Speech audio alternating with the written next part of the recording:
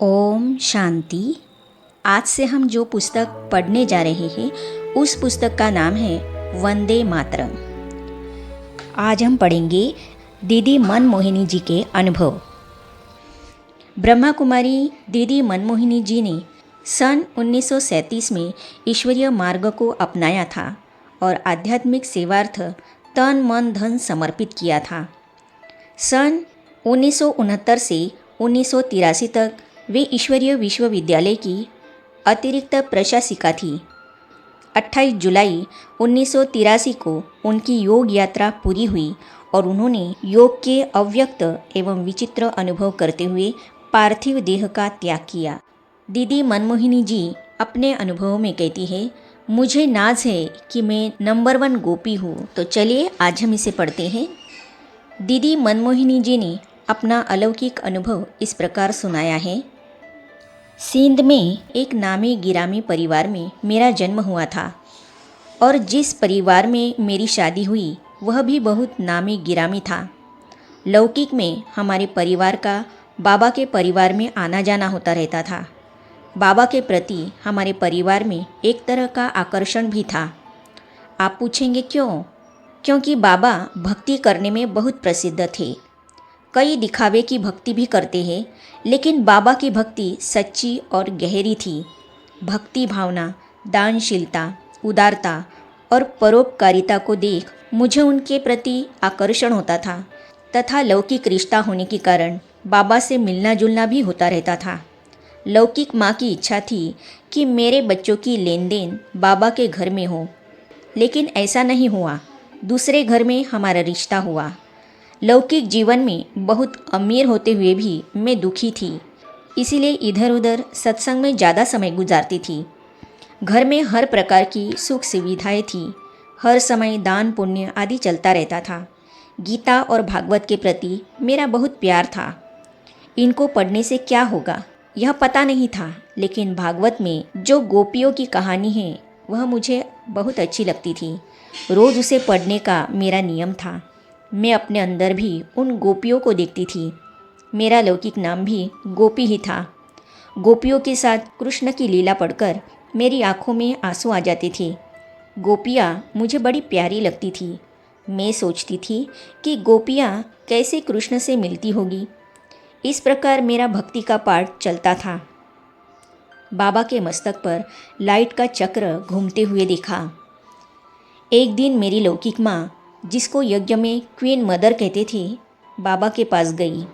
दूसरे दिन उन्होंने बाबा के पास जाकर मुझे ले आने के लिए कार भेजी। उन दिनों में किसी के पास कार होना बहुत बड़ी बात समझी जाती थी। मैं कार में बैठकर बाबा के पास गई। उस समय बाबा एक छोटे से कमरे में गीता हाथ में पकड़कर सत्संग करा रहे थे। बाबा को कई बार देखा था, लेकिन इस बार बाबा के प्रति विशेष आकर्षण हो रहा था। बाबा के पास जाकर बैठी तो बाबा की और मेरी दृष्टि एक दूसरे की तरफ थी। मैंने बाबा के मस्तक पर लाइट के चक्र को घूमते हुए देखा। मैं यह भी नहीं कहूँगी कि मैं ध्यान में गई थी। इन्हीं आँखों से बाबा के मस्तक पर चमकता हुआ लाइट का चक्र देख रही थी। बाबा कुछ सुना रहे थे, लेकिन मुझे कुछ समझ में नहीं आया। अंत में बाबा ने ओम की ध्वनि लगाई। मैं उस ध्वनि के प्यार में खो गई।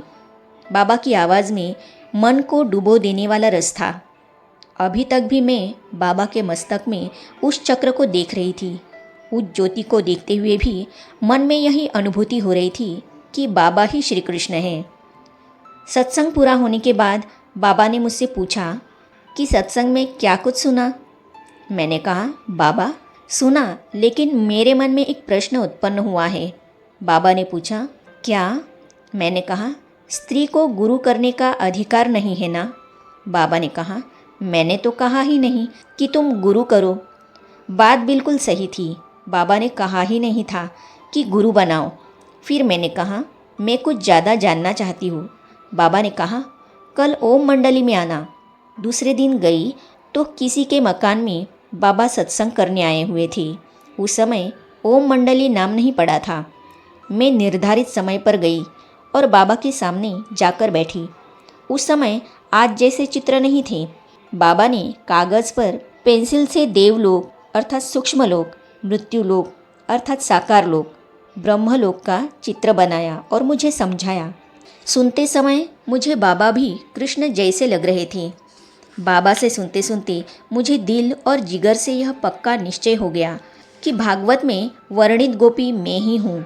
उस समय हम श्री कृष्ण को ही भगवान समझते थे। बाबा को देखते ही श्री कृष्ण के प्रति आकर्षण के कारण मुझे नशा चढ़ जाता था कि मैं सच्ची सच्ची गोपी हूँ। बाबा के साथ मैं होली, दीपावली और दशहरा भी मनाती थी। इसीलिए मुझे नाज है कि मैं नंबर 1 गोपी हूँ। दीदी जी के लौकिक परिवार का परिचय। दीदी जी के लौकिक परिवार की पृष्ठभूमि की जानकारी देते हुए दादा चंद्रहास जी कहते हैं, दीदी का जन्म बहुत अच्छे और बड़ी परिवार में हुआ था। उनके दादाजी बहुत धनवान थे और शहर के नामी गिरामी मुखिया भी थे। बहुत से लोग उनसे राय सलाह लेने के लिए आते थे। हैदराबाद में उनकी बहुत बड़ी फर्म थी। आयात निर्यात अर्थात इंपोर्ट एक्सपोर्ट का उनका व्यापार बहुत से देशों में चलता था। हैदराबाद के बाज़ार में बहुत बड़ी कोठी थी और परिवार भी बहुत बड़ा था। उनका नाम था आशाराम। दादा आशाराम जी के 3 बेटे थे। तीनों अपने अपने परिवार सहित इकट्ठे रहते थे। दीदी आशाराम जी के बड़े बेटे की बड़ी बेटी थी। दीदी के बाद एक लड़के का जन्म हुआ एवं उसके बाद एक लड़की का जन्म हुआ जो यज्ञ में शील दादी के नाम से जानी जाती थी। वे मुंबई में कोलाबा सेंटर पर रहती थी। इनके बाद दीदी का एक छोटा भाई था जिसका नाम मिट्ठू था। इस प्रकार दीदी जी के एक बहन और 2 छोटे भाई थे। दादा आशाराम जी के दूसरे बेटे की 3 पुत्रियां थीं। उनमें से सबसे छोटी थी ब्रिश शांता दादी। वे भी मुंबई में रहती थी। तीसरे बेटे का भी परिवार था लेकिन उसके यहाँ से यज्ञ में कोई नहीं आया। दीदी की जल्दी शादी हुई। ससुराल वाले भी बहुत अमीर थे। बड़ी दादी अर्थात प्रकाशमणि के कज़न ब्रदर अर्थात चचेरे भाई हाथी रामानी के यहाँ दीदी की शादी हुई थी। दादी का घर भी उनके घर के पास ही था। दीदी के ससुराल वालों का भी बहुत बड़ा परिवार था। उनमें से एक था दादा आनंद किशोर का परिवार। दीदी का पति भी बिजनेसमैन था। वह व्यापारार्थ विदेश आता जाता था। आगे हम पढ़ेंगे पवित्रता के कारण दीदी को 1-2 बार मार खानी पड़ी। तो इन अनुभव को हम पढ़ेंगे अगली कड़ी में। तो ये जानने और पढ़ने के लिए इस चैनल को सब्सक्राइब करने के साथ ही साइड में जो बेल आइकॉन है उसे भी क्लिक कीजिए और हाइप का बटन भी दबाइए ताकि और नई नई आत्माएं इस यज्ञ में जुड़ती जाएं और बाबा की प्रत्यक्षता हो। तो इसमें आपका सहयोग ज़रूर दें। मिलते हैं अगली कड़ी में। ओम शांति।